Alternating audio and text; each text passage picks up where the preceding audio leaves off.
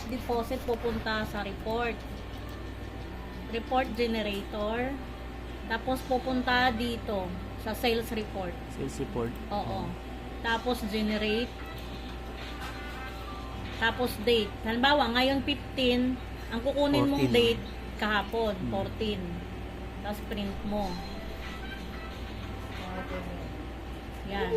I-open mo siya. Okay. Tapos nandyan na. Ito ang ikakopy mo. Ito, total bank deposit. Total bank deposit. Ito lang ikakopy mo. Ha, total bank deposit. Kakopy mo yan. Control C. Ilalagay mo dito sa cash deposit. Dito sa tapat ng ano natin. Dito, ha. Tapos ang book balance naman, nakukuha mo yan dito sa book balance.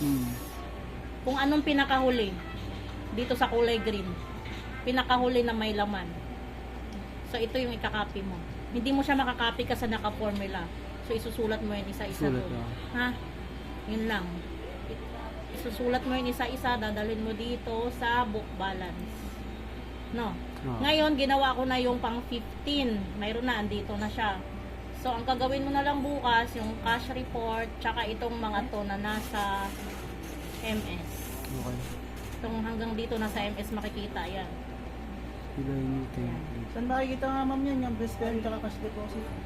Bills payment nasa MS. Nasa MS na yun. Opo, ang cash deposit, dito mo makikita sa reports.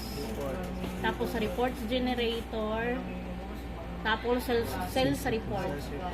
Tapos, yan, generate. Halimbawa, ngayon, 15 ng morning ka. So, ang kukunin mong report is yung 14. Piprint mo.